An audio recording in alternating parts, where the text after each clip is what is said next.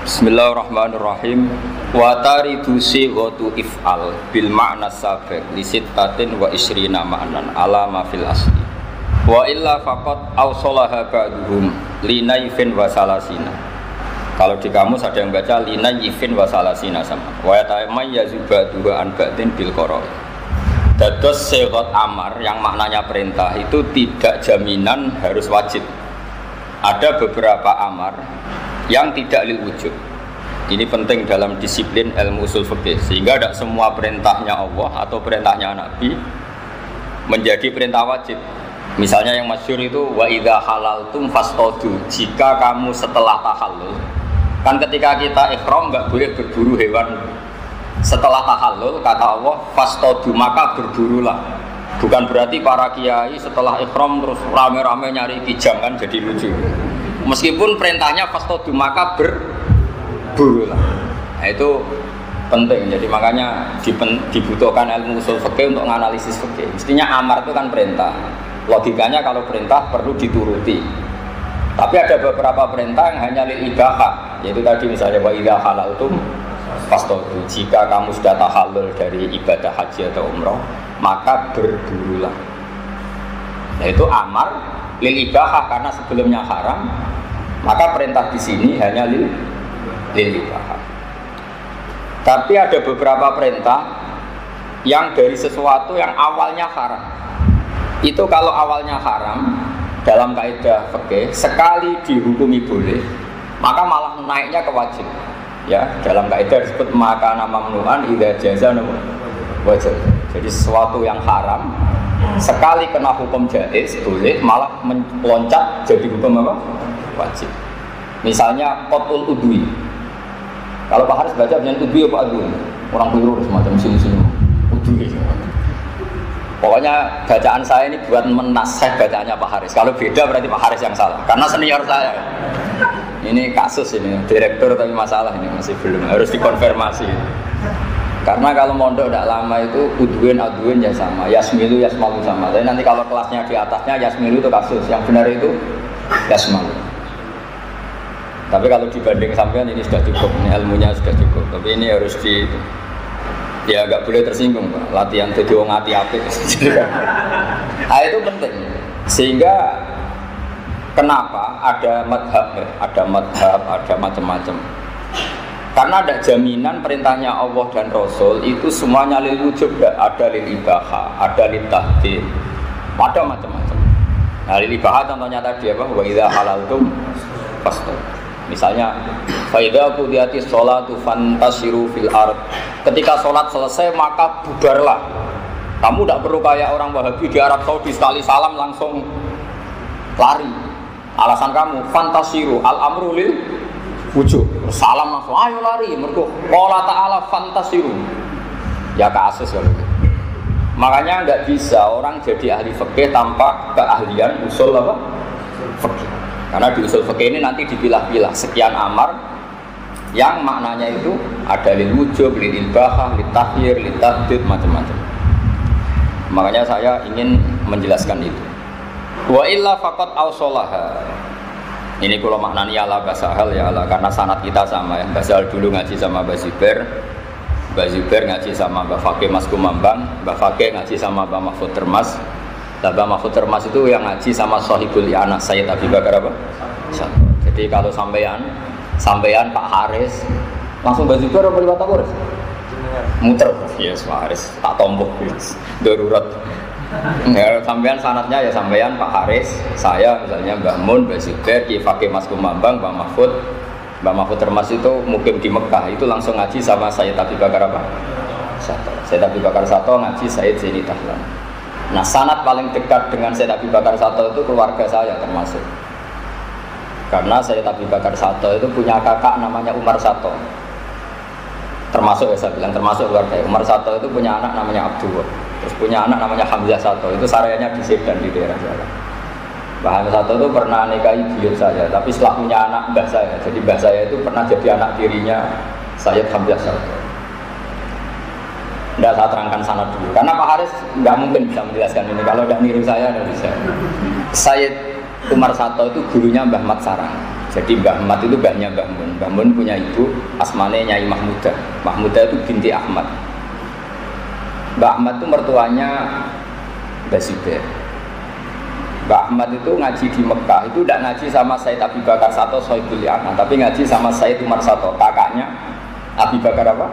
Sato. Sayyid Umar Sato berkeyakinan ngaji itu tidak perlu kitab besar, tapi hafal, harus hafal.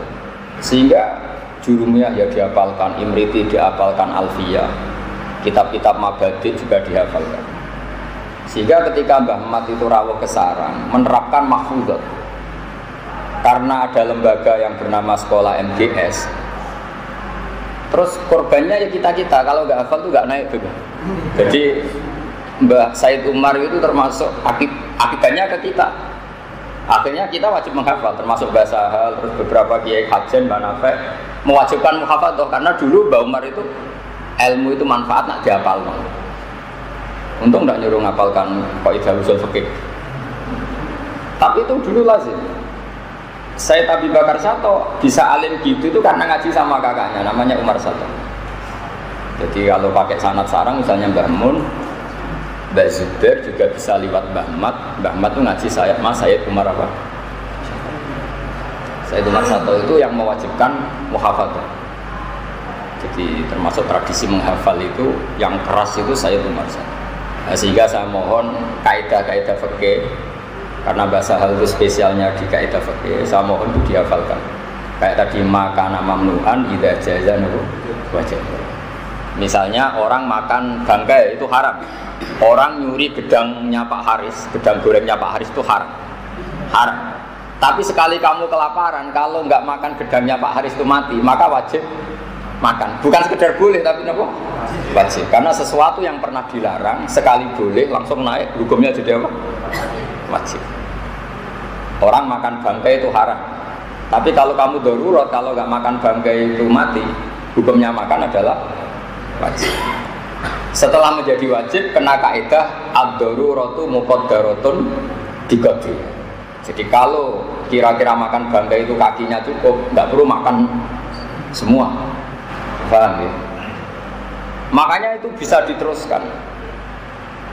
Misalnya orang melihat perempuan itu haram, tapi kalau harus lihat di syahadah atau taklim atau macam-macam, itu langsung wajib. Jadi memang kaidahnya gitu. Qat'ul udwi haram, tapi sekali harus karena ada kepentingan medis menjadi wajib. Nah, itu kaidah makana mamnu'an idza jazan wajib. Sesuatu yang dilarang sekali kena hukum jaiz, entah karena alasan apa, langsung naik jadi apa? Wajib. Nah, tentu ini butuh sekian analisis untuk membuktikan itu. Nah, makanya terus orang-orang usuliyin membuat bab seperti ini. Kalau baca ya. Wa yatamaya zubatuha lan dadi beda. Wa taridu lan tumeka apa sighatul amri atau sighatul ifal bil makna sabaq di sitatin wa isrina makna sampai 26 makna. Alama fil asli. Wa illa faqat awsalaha ba'duhum linayifin wa salasina. Wa yatamaya zubatuha an ba'din bil qara'in. Tentu nanti yang bisa membedakan adalah qarina. Satu misalnya taruhan awal itu lil wujubi. Pertama karena wajib nahu wa aqimus sholat. Walim nadbilan amar tumeka kanggo makna sunat. Nahu fakatibuhum in alimtum fihim khairan. Fakatibuhum mongko ngakatono kita basira hum ing para budak in alimtum lamun ngerti sira kabeh fihim ing dalem para budak khairan ing kapinan. Itu tentu hanya sunnah karena tidak ada ulama yang mewajibkan melakukan akad kitabah. Walil ibahati lan muk krono ibahah nahu kulu min thayyibati ma razaqnakum. Kulu mangano sira kabeh min thayyibati ma. Ae mimma tekse mangan saka perkara yustalah juga den anggap enak apa ma minal mubahat saking pira-pira barang sing mubah. Walid tahdidilan krono ngelulu ini ngongkon tapi nak dilakoni yang perintah itu kecewa, itu ngelulu cara Jawa. Dia nyuruh sesuatu tapi kalau dilakukan betul yang menyuruh kecewa berat. Nahu i'malu masyitum. I'malu ngelakoni ya sira kabeh mak perkara situm kang karep sira kabeh. Anda boleh melakukan apa saja. Tentu tidak mungkin itu Allah kok menyuruh orang boleh melakukan apa saja. Tentu Allah tidak mungkin membolehkan kita zina, maling, korupsi. Tapi kalau Allah sedang murka malah ngendikane ikmalu masih itu kulit tahdid. Kila didawono apa ngene. Wa yasdukulan beneri apa tahdid ma tahrimi sepetane hukum haram wal karahati lan hukum makruh. Ini yang mulai sulit ya, yang mulai bab-bab mukhtalaf alaih. Walil irsadi lan amar iku tumeka kanggo makna ngekeki panduan, ngekeki petunjuk. Ngekeki petunjuk apike iku piye. Tapi tidak naruhan sah dan tidak sah, tapi mau apike iku piye. Nahwu wastasyidu syahidaini mir rijalikum. Wastasyidu lan ngangkat syahid sira kabeh syahidaini ing saksi loro, sing saksi loro iku mir rijalikum saking wong lanang-lanang sira kabeh. Lawal maslahatu te maslahat misale fihi ing dalam istisyad iku dunyawiyatun bangsa dunyawi. Bihilafiyah hale berbeda ni misale syahadah atau maslahat finnat bi ing dalam masalah sunat. Nah ini termasuk bab-bab sing banyak masalah ya. Saya belajar kitab di bab tolak. Bab tolak ya, bab paling sensitif. Karena kalau ya betul kita tolak berarti kita menggauli istri adalah haram. Meskipun tidak sampai zina ya. Tapi kalau tidak, ya pokoknya masalah. Sekarang sampean saya tanya, orang menceraikan istrinya untuk menjadi sah cerai itu harus ada saksi enggak? Untuk menjadi sah cerainya enggak kan? Kamu marah, bentrok sama istri di dapur, tolak tuki, menjadi tolak enggak? Menjadi. Tapi di bab tolak itu Allah ngendikan di bab tolak yang mulai lima tu harimu ma'ahallahu la katab tadi mana apa marrota aswajid. Itu ada kata wa asyidu dawe adlim minkum. Di antara irsadnya Allah itu kalau tolak itu harus ada dua saksi. Maka para usuliyin ini berpikir apa dua saksi itu syarat sahnya tolak? Apa syarat untuk orang lain atau hakim mempercayai terjadinya tolak? Itu kan ada sekian kemungkinan. Itu kan sama dengan misalnya ada kata wa batalul yatama hatta idza balaghun nikah. Ujilah anak yatim itu. Apa betul kita butuh menguji? Apa uji ini supaya kita tahu dan itu tidak harus lewat ujian. Misalnya dari indikasi perilakunya yatim tadi. Ini bab-bab yang para usuliyin itu enggak berhenti berpikir. Saya ulang lagi ya. Tolak itu hakku zauji. Sehingga kalau Zaud melafadzkan tolak secara sorry, harusnya ya waqa'at tolak. Cek masyhudan balik itu disaksikan, amlam yusyahad atau tidak disaksikan. Tapi tentu ini melahirkan sekian problem. Misalnya ada perempuan solihah, misalnya bapak itu solihah, ingat betul kalau suaminya sudah mentalak. Setelah iddahnya selesai, kalau iddahnya belum selesai nggak masalah, nanti saya tunjukkan ya masalah tafasilu hukmil mu'taddah. Iddahnya sudah selesai, istrinya ini merasa dosa betul kalau digauli karena dia ingat betul kalau sudah ditalak. Saya ulang lagi ya. Ada seorang perempuan solihah, tentu yang perlu kita pikirkan yang solihah. Ada perempuan solihah, ingat betul, dia ingatannya nggak ada masalah, normal baik. Ingat betul kalau dia ditalak. Setelah masa iddahnya selesai, si suami mengklaim kalau dia itu tidak mentalak. Mungkin otaknya dapati benar atau ingatannya dapati benar, atau dia bohong, memang eman setelah boleh bujuku ya angel. Pak Haris tahu sekali, sangat. Ini tuh direktur Mahatali, santrinya banyak mahasiswi tapi belum nikah. Nah, itu misteri pernikahan. Logikanya kan ganteng, terkenal ngalim, direktur kan tinggal milih. Tapi justru karena keangkuhan itu jadi kesulitan. Jadi justru karena keangkuhan itu jadi sulit. Nanti tak ijazahi Pak supaya gampang. Tak ijazahi sabar belum nikah maksudnya. Bukan dijazahi cepat nikah. Jadi jangan GR dulu. Jadi saya gak Pak Haris, selain saya dianggap gurunya, ini teman saya mulai dulu di sarang. Jadi pertama ada Mahatali di sarang itu yang dijadikan latihan ini Pak Haris jadi siswa saya ini.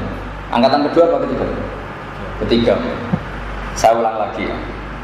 Nggak, ini memang Mbah Sahal terkenal ahli fikih. Saya kenal banyak sama beliau karena memang beliau itu sepupunya Mbah saya. Dulu ketika mondok di Sarang sering di rumahnya Mbah saya. Jadi Mbah Sahal itu punya ibu namanya Badiah. Itu adik kandungnya buyut saya namanya Sofia. Jadi buyut saya itu Sofia punya adik Badiah. Yang Badiah di Mbah Mahfud melahirkan Mbah Sahal, yang Mbah Sofia itu terus punya anak Mbah saya, terus ibu saya. Makanya saya kalau manggil itu Mbah. Terus Mbah Sahal punya mbak namanya Muzayana, yang punya anak Lekoyum, punya adik namanya Khadijah, yang punya anak Bizza. Jadi ya saya kesini itu ke keluarga, jadi saya tahu banyak tentang Mbah Sahal. Beliau terkenal fakih ya, karena sebelum ke Sarang sudah alim. Sudah alim, ketemu orang alim namanya Besibir.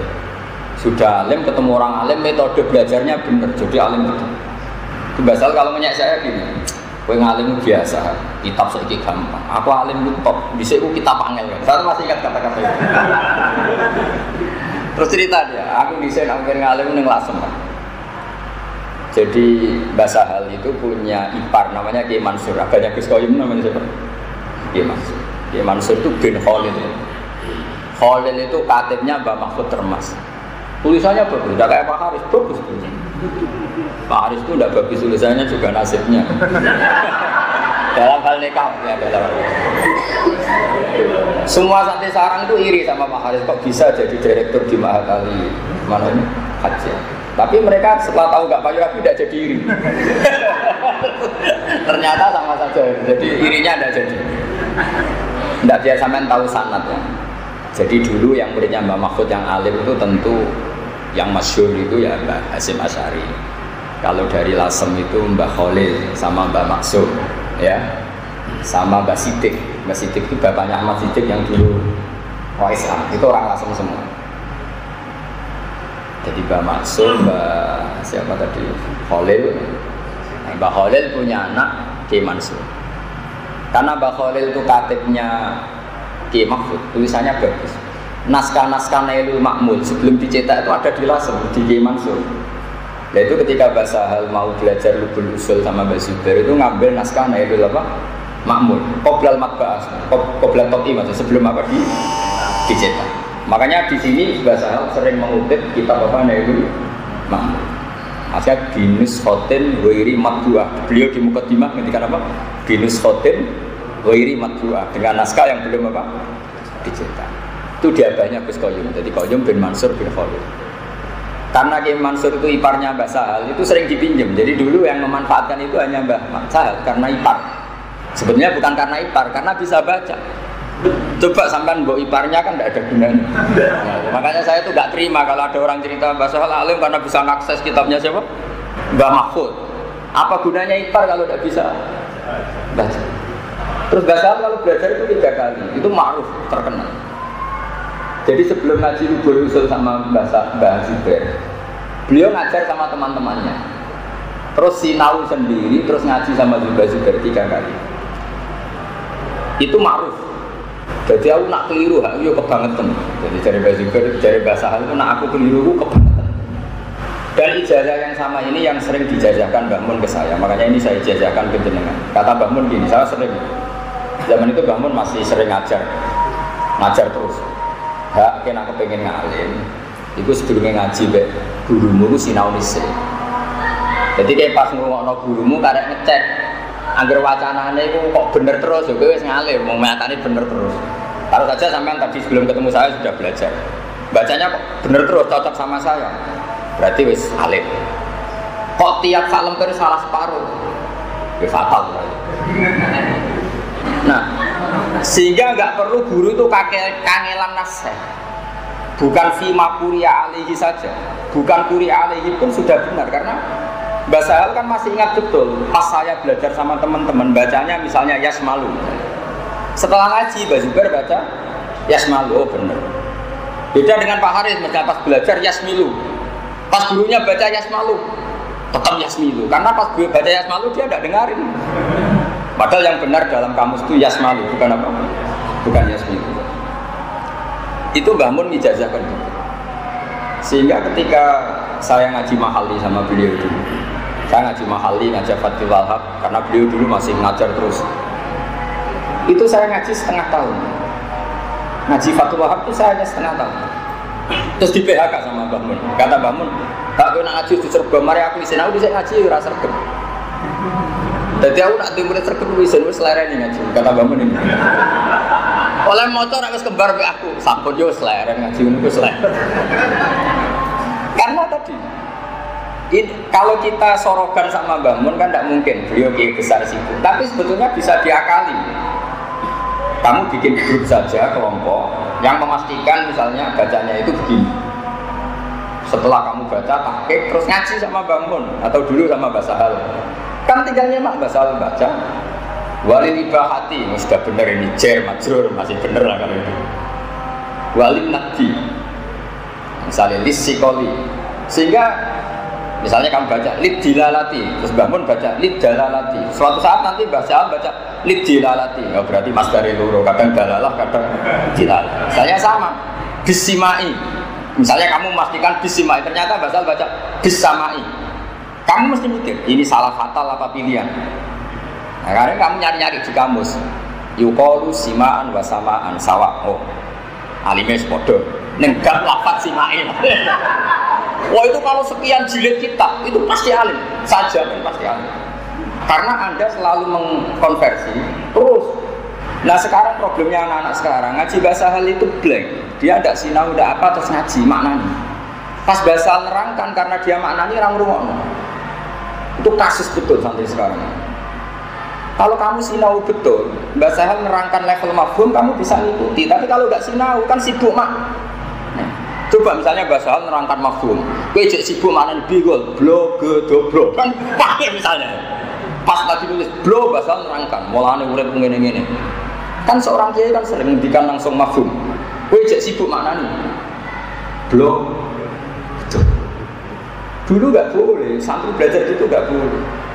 Imam Syafi'i ngaji Imam Malik tuh alim dulu, khatam watok, hafal, lanyak, baru ngaji. Ya yang baca Imam Syafi'i.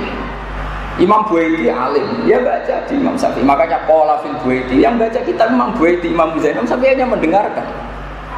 Makanya saya percaya diri sekali ketika baca kitab, karena saya pernah membaca ini di depan kamu. Dan saya dengar beliau juga baca seperti saya. Akhirnya kan, nah itu bahasa hal nggak sekedar 2 kali kata bahasa hal. Teman aku kental semua. Jadi bikin grup yang anak-anak alim, paham ya? Habis itu beliau ngajar di setengah alim, yang setengah alim. Malamnya jam 11 ngaji sama Mbak Zubair. Itu Pak D saya kalau cerita, Pak D saya, Pak Komedi, Pak D saya itu dulu ngaji bahasa juga. Mbak Zubair itu saking senangnya bahasa hal itu. Ngaji jam 11 malam, itu kalau bahasa hal belum datang itu gak dimulai. Jadi kata beliau, aku iman ilmu. Nah, saya ngaji kira orang sing paham aku rugi. Genteni. Kalau aku jadi bahasa hal, ya kayak terus bergerak. Kalau saya ngalami itu pelajaran Mufti Labib. Dulu Bakhim itu kalau ngajar Mufti, kalau saya belum datang belum dimulai. Karena saya kan anaknya bapak ya, bapak hafal Quran, saya ya insya Allah hafal. Dan itu kan di Mufti banyak pedotan-pedotan aja tuh. Sehingga kalau beliau memang harus ada yang alim hafal Quran untuk meneruskan ayat-ayat potongan dia Mufti. Jadi saya syukur sekali. Setidaknya ada miripnya dengan bahasa saya bahasa itu. Jadi saya tidak mau mirip Pak Haris. Jadi itu musibah. Nah ini metode, ini penting. Saya mohon sekali, jadi kalau antum sebelum ngaji sama mas saya, mohon sinau dulu. Nanti kalau sampai sorokan Pak Haris semua kan tidak mungkin. Setelah kamu baca, kamu kan tahu tadi baca saya Rofa, Nasob misalnya. Ternyata kamu baca Rofa, Pak Haris baca Nasob. Kalau kamu khusnudon, ya langsung anut Pak Haris. Kalau suudon, jangan-jangan Pak Haris yang salah. Tapi itu kan kalau sama Pak Haris, kalau sama Basal kan tidak mungkin kita suudon. Nah, makanya disebut al-muwatta. Ciri utama kebenaran itu setelah dikonfrontasi hasilnya sama. Makanya kata Imam Malik, "Aratu kita biha ala sabina min fuqaha al-Madinah, faquluhum wa ta'ana." Kitab ini sudah saya tasihkan ke 70 orang ahli fikih Madinah. Faquluhum wa ta'ana, semuanya setuju, muwatta'ah itu setuju. Pas sampai itu al-muwatta', maka kitab ini tak namai al-muwatta' yang disetujui. Nah tentu kita mencari persetujuan Mbah Sahal susah, minta persetujuan misalnya Gus Naji susah, apalagi minta persetujuan orang sesibuk Mbah Mun susah. Gampang saja, Mbah Mun baca Wahab, misalnya kilatan Wahab atau kilatan Bukhari, sampai belajar dulu, paham ya? Belajar dulu, ternyata misalnya Mbah Mun baca babun as-sholatu misalnya, kamu kan tahunya kan dari Pak Haris ilmunya masih amatir babus sholati misalnya. Ternyata setelah ngaji Mbah Mun atau ngaji Mbah Sahal orang-orang kali berbabun as-sholatu, babun as-sholatu, babun as-shol. Itu kan kalau di kitab-kitab Fathul Wahab kan sering babun malah bitan. Tapi orang-orang kayak Pak Haris, kayak saya pun itu nggak berani baca babun as-sholatu, tetap baca babus sholati. Padahal jelas di Wahab kadang ada babun bitan bin ehada babun. Nah itu misalnya contoh kecil. Jadi dari sekian pengalaman itu kita tahu, oh iya ternyata babus sholati itu nggak satu-satunya pilihan, malah kadang babun as-sholatu ehadi misalnya kita bersolat. Nah kalau sampean blank kosong, kan sampai tidak tahu pilihan sampai yang tahu-tahu makna nih, ngerti-ngerti khatam Wahab nggak pernah mandiri, kenapa ini rofa, kenapa ini nasab. Tapi kalau lama sekali, ini resep itu saya utarakan ini karena takdim saya sama Mbah Sahal, sama Gus Rodin, sama keluarga. Paham? Ini lakukan. Cuma khusus guru-guru kayak Pak Haris, nanti itu sama tak beri hak sebenar sopo, boleh agak-agak ragu. Ini demokratis. Tapi kalau gurunya Mbah Mun ya jangan gitu, ini yang benar sopo, mesti gue yang salah. Tapi kalau guru-guru latihan gini ya nggak apa-apa. Saya gojok ini supaya ada ujub, nggak apa-apa. Jadi ini menaikkan kelas Pak Haris. Dulu itu Abu Yazid Al-Bustami itu punya murid alim alama, tapi tidak bisa muka syafah. Dia sergap sholat qabliyah ba'diyah, shaimun nahar qaimun laili, tapi tidak bisa muka syafah.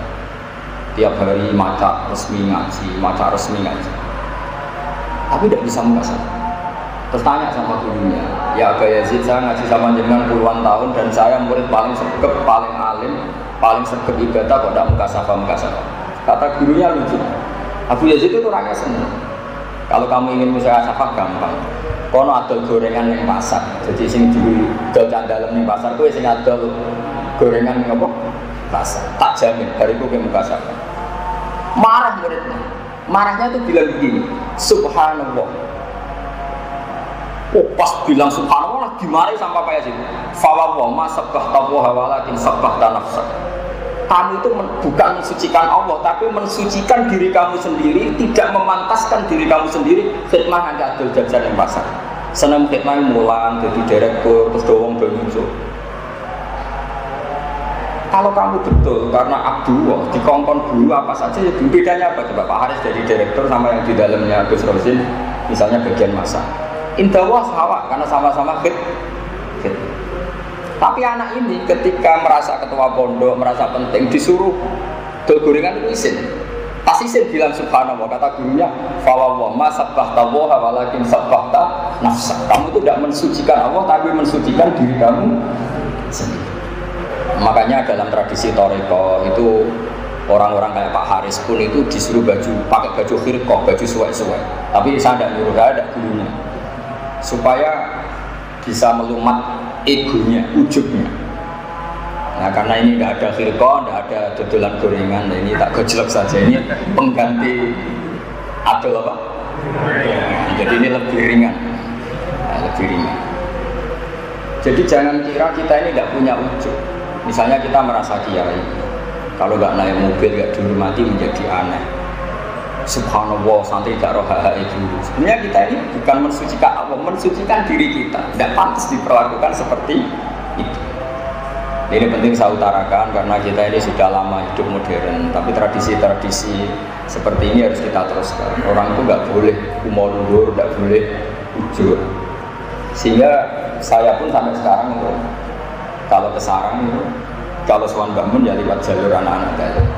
Bahkan anak dalam mulai era saya sampai sekarang masih banyak yang ngaji saya. Bagi saya itu khidmah. Nah, ini penting, ini khas-khas. Mbah Sahal itu termasuk orang yang menangi seperti itu. Jadi dulu beliau di sarang itu ya dalam hal alim diperlakukan orang alim, tapi dalam hal santri ya diperlakukan alam santri. Sehingga beliau ya lama sekali mengalami masa bakti. Makanya ini kaifiah dari Mbak Mun, dari Basal, saya mohon dipraktekkan ya. Jadi sebelum jenang ngaji sama orang alim, belajar dulu. Dan kamu harus ingat keputusan Anda tadi baca rapat nasabnya. Sehingga nanti ketika ngaji sama orang alim tadi beliau baca, kamu tinggal nasihatkan. Kok benar 100%, berarti di bab itu Anda sudah alim. Kok salah 50%, berarti ya parah. Masalah yang mesti jiloro, jadi isolah jangan-jangan yang salah guru saya. Nah, terima Pak Haris ya. Tapi kalau gurunya yang para mursyid, para orang-orang yang didikil ya jangan.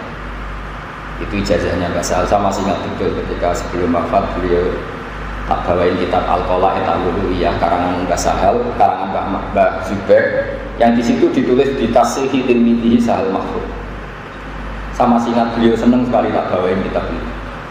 Dulu itu ya hanya dicetak, tapi sebelum beliau wafat kurang sekian tahun diputuskan oleh Madrasah Ghazaliyah jadi muqarrar. Jadi muqarrar di MTS itu ada kitab yang karangannya Mbak Zubair, di situ ditulis di Tashihi Tilmidihi Sahal Mahfud.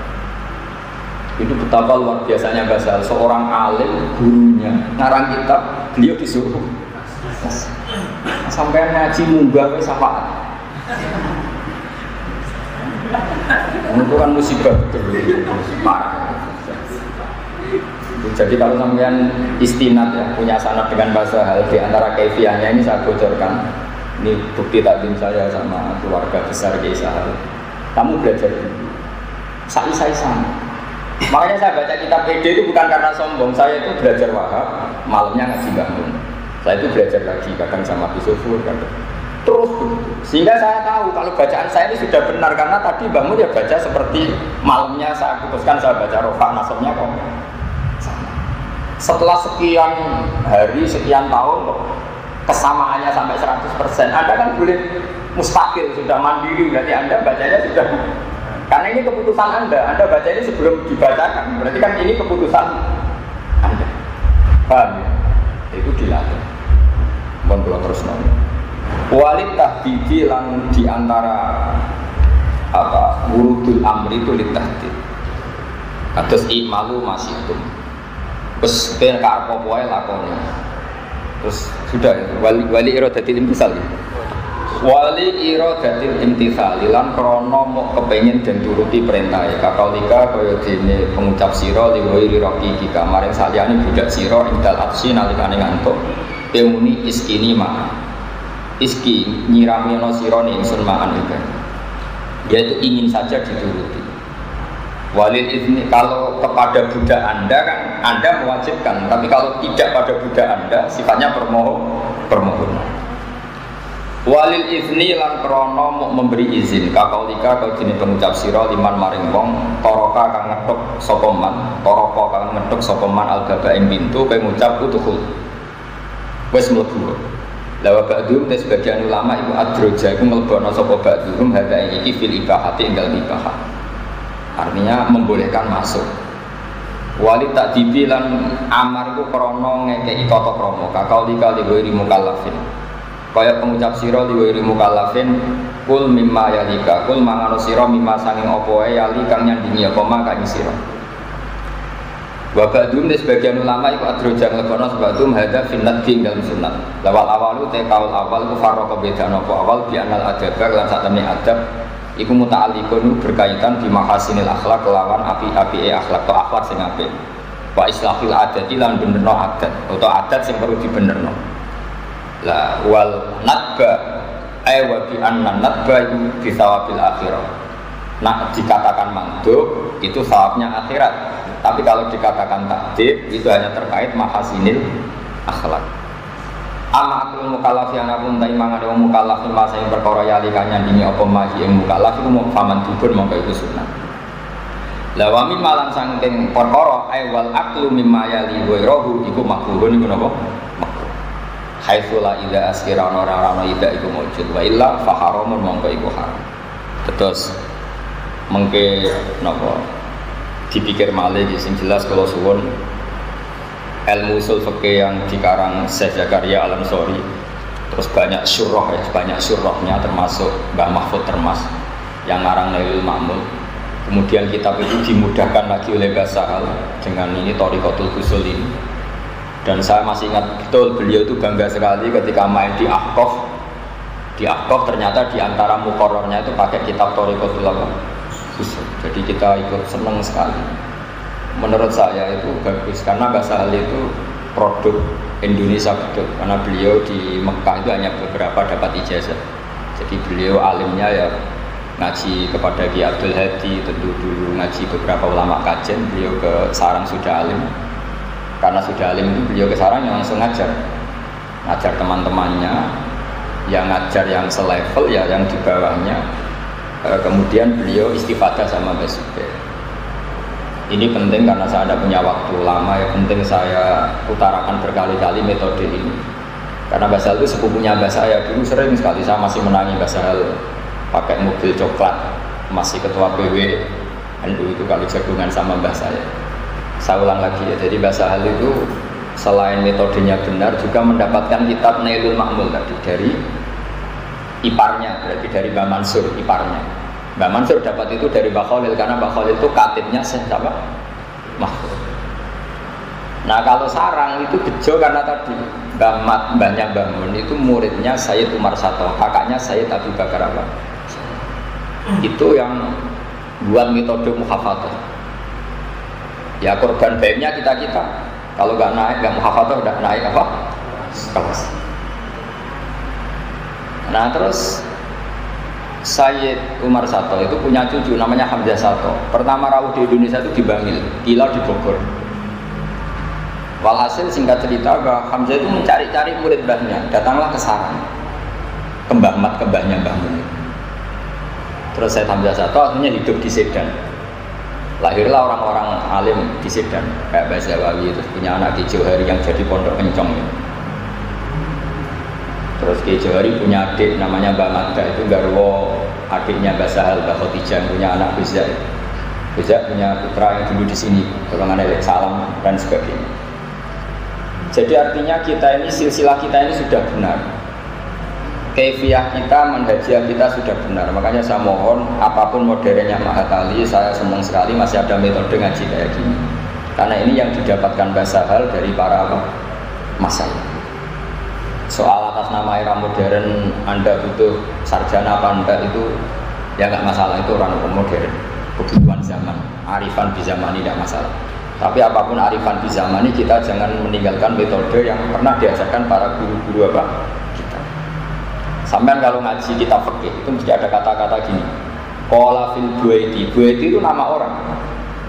Tapi Imam Syafi'i itu kalau mau fatwa itu Imam Syafi'i duduk, Imam Buaiti yang ngendikan. Ketika Imam Syafi'i mendiamkan itu, artinya fatwa yang di atas namakan Imam Syafi'i benar. Sehingga disebut qala fil Buaiti. Imam Syafi'i dawuh fil Buaiti. Buaiti itu tidak nama kita, nama orang. Begitu juga kalau yang mewakili Imam Syafi'i itu Imam Muzani disebut qala fil Muzani, apa? Qala fil Muzani. Itu betapa mulai dulu itu murid yang baca. Sehingga hadis-hadis itu qara'tu ala syekh. Fima qara'tu alaihi, muridnya yang baca, gurunya ikra. Nah di Indonesia yang masih begitu fanatik itu hanya orang Quran. Nggak ada orang hafal Quran guru yang baca, pasti muridnya yang baca. Tapi menurut saya harusnya itu juga di kita. Ini saya tahadus binikmah bukan sombong. Dulu teman sekelas saya yang nyucup saya itu banyak. Alasannya bukan karena saya gurunya. Dulu kalau pelajarannya Mbah Khim, pelajarannya Mbah Mun yang sering baca itu saya. Sehingga mereka anggap saya itu gurunya. Nah itu masih orisinil.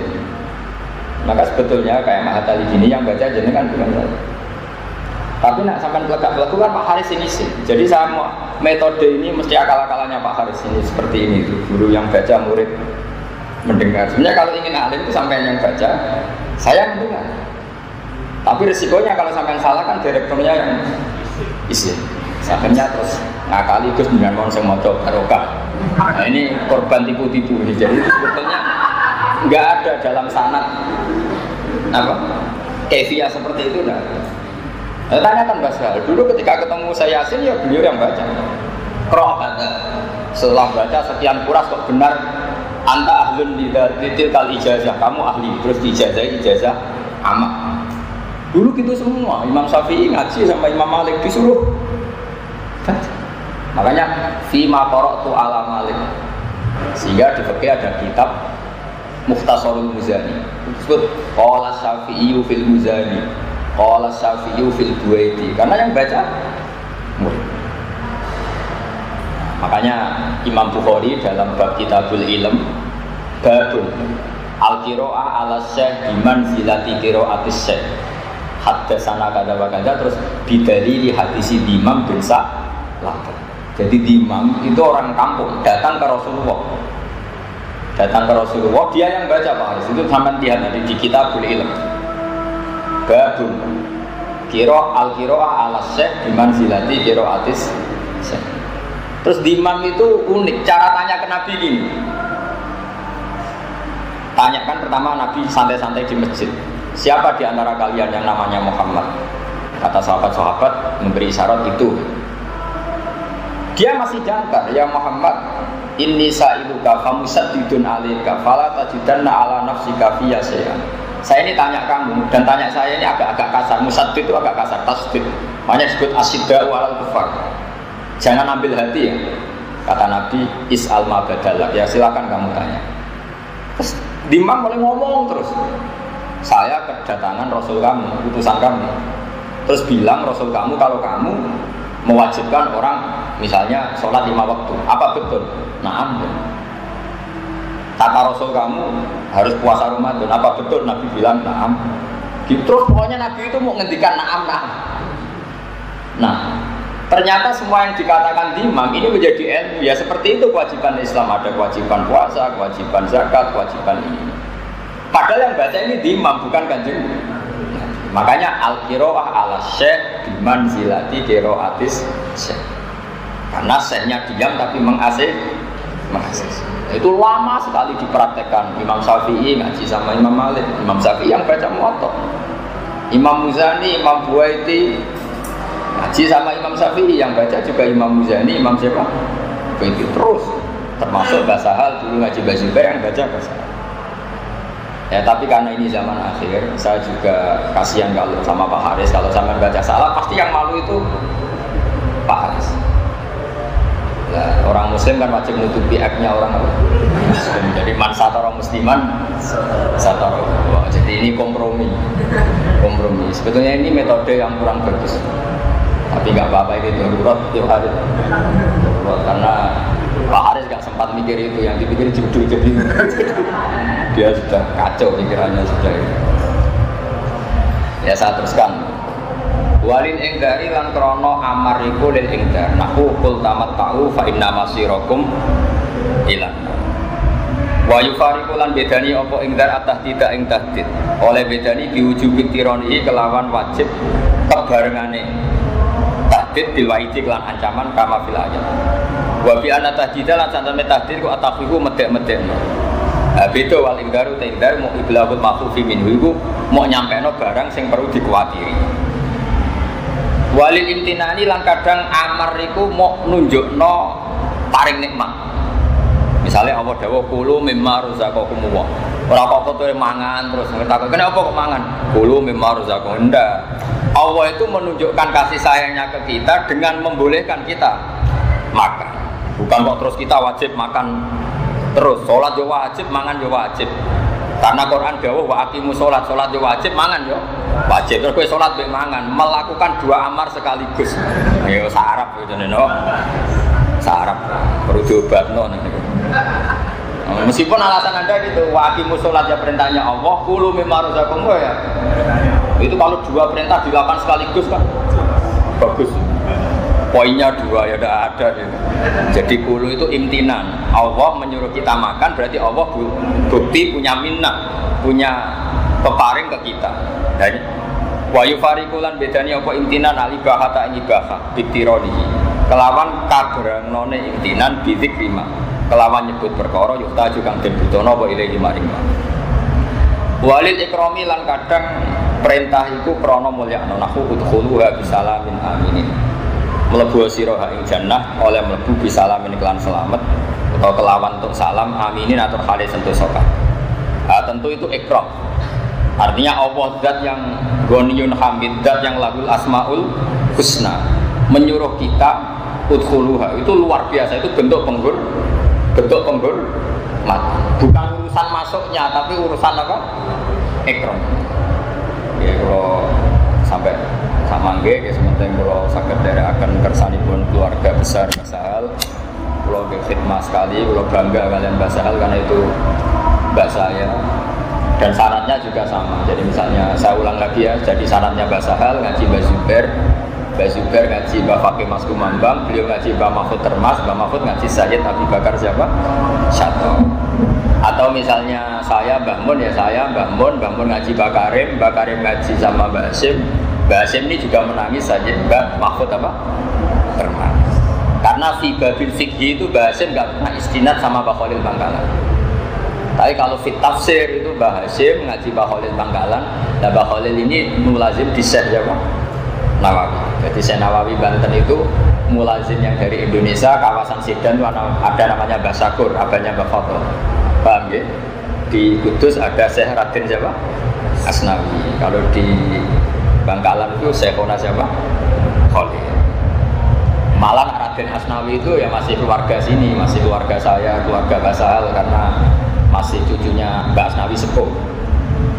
Jadi Mbak Sahal punya ibu namanya Badiah. Badiah itu adik kandungnya buyut saya. Badiah itu punya ibu namanya Hafsah. Hafsah itu binti Maksum bin Soleh bin Asnawi sepuh. Nah, itu Asnawi sepuh ini yang melahirkan sekian kiai.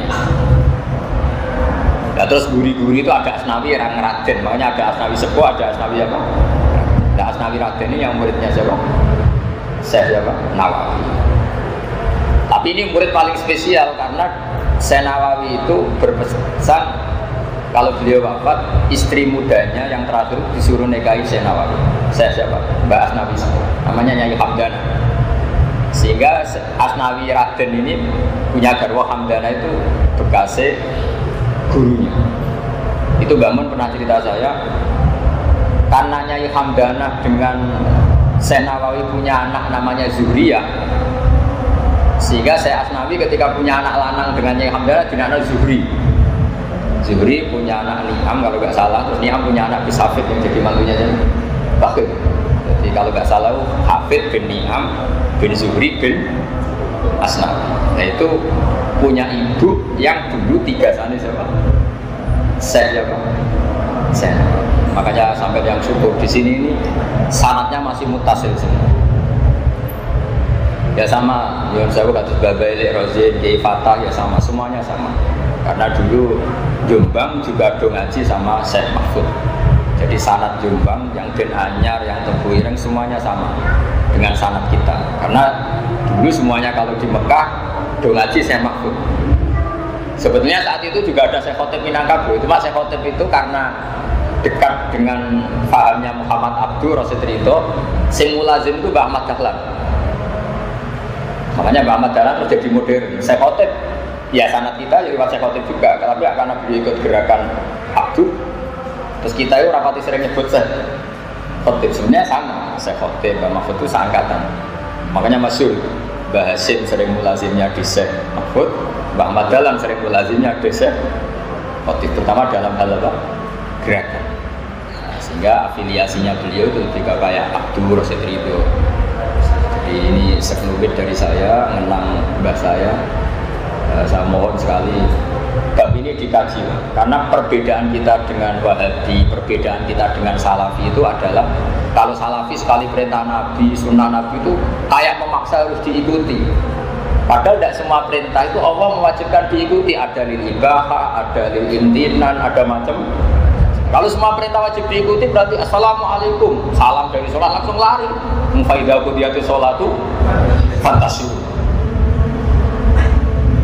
Nah ini butuh analisis. Kalau sampai nuruti al-amru lil wujub berarti bersalam wajib melayu, ya kacau.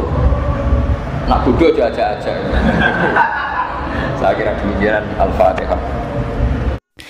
Oke teman-teman, jadi itulah reaction ngaji kita bersama dengan Kiai Haji Bahauddin Nur Salim atau Gus Baha, di mana pada kali ini membahas mengenai berbagai macam perintah yang mana kita pemaknaannya itu harus benar-benar mendasar disertai dengan usul fikihnya.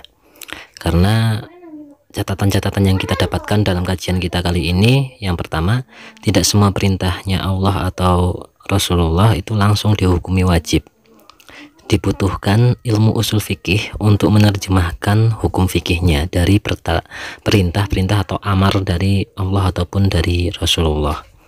Kemudian dalam kaidah ilmu fikih, suatu yang haram ketika terkena hukum mubah atau hukum boleh, maka langsung naik kelas menjadi wajib. Contoh, memakan bangkai itu kan haram, tetapi ketika dalam keadaan darurat dan jika itu hanya itu salah satunya cara untuk bertahan hidup, maka hukumnya tidak hanya boleh tetapi malah wajib. Namun setelah wajib dengan standar situasinya, maka nanti akan dihukumi dengan hukum yang sebenarnya atau hukum kembali ke hukum tadinya, yaitu haram. Jika misalkan makan bangkai itu cukup kakinya saja udah bikin kenyang, sudah bikin bisa bertahan hidup, maka ya tidak boleh makan semuanya. Jika makan semuanya ya nanti akan terkena hukum haram. Nah, itu harus hati-hati ketika menghukumi suatu hal yang jika itu haram ketika terkena hukum boleh atau mubah, maka langsung menjadi wajib, tapi ada kadar situasinya. Kemudian tentunya Allah tidak mungkin memperbolehkan kita berbuat apa saja semaunya sendiri. Tetapi ketika Allah marah atau kecewa, maka diblondrokno, maka akan bahkan diperintah oleh Allah untuk melakukan apa saja semaunya atau semau sendiri. Kemudian Kiai Sahal Mahfud itu memang terkenal ahli fikih, karena sebelum mondok di Sarang di tempatnya Mbah Zubair, ayahanda dari Kiai Maimun Zubair, beliau sudah alim alamah karena mempunyai metode belajar 3 lapis, yaitu ngaji bersama teman-temannya terlebih dahulu, kemudian ngaji sendiri secara mandiri secara pribadi, kemudian dicocokkan, yang terakhir dicocokkan dengan punyanya guru atau disetorkan kepada guru. Kemudian Gus Baha karena kealimannya sampai di stop ngajinya oleh Kiai Maimun Zubair atau Mbah Mun. Ya karena sudah ngalim, itu jangan terlalu rajin belajarnya, karena cara menerjemahkan atau mengartikan kitabnya itu sudah sama dengan punyanya Mbah Maimun, maka Gus Baha diminta untuk berhenti ngajinya. Maksudnya itu untuk ngaji yang lain saja. Yang ngaji bab itu karena sudah pas, sudah benar, sudah alim, ya udah gitu. Kemudian sebelum sorogan, maka pelajarilah terlebih dahulu kitabnya, lalu ketika sorogan kepada guru itu tinggal dicocokkan. Maka jika benar semuanya maka sudah alim, jika benar separuh maka yang alimnya baru separuh, dan jika memang banyak yang salah ya harus dipelajari lagi. Dan kenangan betapa sukanya cintanya Mbah Maimun kepada keilmuan itu ketika diberi kitab karya gurunya Mbah Sahal, yaitu Mbah Zubair sendiri, kemudian diterjemahkan ataupun disyarahkan oleh Kiai Sahal Mahfud dengan kitab Litorikul Usuli, itu diterima dengan senang banget, dengan senang hati ya, dengan pokoknya gembira dengan kitab tersebut. Kemudian secara silsilah atau kaifiyah atau manhaj kita itu sudah benar, maka tradisi keilmuan termasuk metode keilmuannya itu dipertahankan. Misalkan dahulu dalam saat pembelajaran, muridnya itu yang baca kitab, bukan gurunya. Muridnya yang baca kitab dan kemudian gurunya membenarkan ketika ada yang salah. Nah, kemudian itu juga termasuk metode keilmuannya dari Imam Syafi'i, yang membaca kitab-kitab ya Imam Syafi'i sendiri, dan guru-gurunya baru hanya menyimak. Jika sudah benar maka dinyatakan alim, kalau belum ya maka dibenarkan, diperbaiki maksudnya. Kemudian yang terakhir adalah sanad keilmuan semua ulama atau kiai di Indonesia itu semuanya satu gerbong dan sudah benar. Semua perintah tidak harus menjadi wajib, itu pada intinya. Dan di sini semua sanad wali-wali Jawa, para ulama Jawa, ulama Indonesia itu semuanya hampir ya semuanya lah, semuanya itu hanya dalam satu nasab keilmuan, dan itu memang sudah teruji, sudah sampai pada Rasulullah, maksudnya itu sudah jelas kaitannya itu sampai ke Rasulullah SAW secara nasab keilmuannya. Dan ada Umar Asyato, kemudian ada Syekh Abu Bakar Asyato dan Umar Asyato. Ini menjadi kakak beradik yang keilmuannya itu sambungan sanadnya itu kepada beliau semua, yaitu para ulama Indonesia. Sanad-sanad keilmuannya itu pada Syekh Abu Bakar Asyato dan Syekh Umar Asyato semuanya, dan itu ke atasnya itu sampai pada Rasulullah SAW. Ya, jadi itu saja. Terima kasih teman-teman sudah menyimak. Itu rangkuman ataupun catatan kajian kita kali ini. Semoga bisa menjadi ilmu yang manfaat dunia akhirat untuk kita semua. Semoga berkah dan berkahi. Semoga kita semua bisa konsisten, bisa istiqomah ngaji bersama dengan Gus Baha. Sekali lagi terima kasih. Wassalamualaikum warahmatullahi wabarakatuh.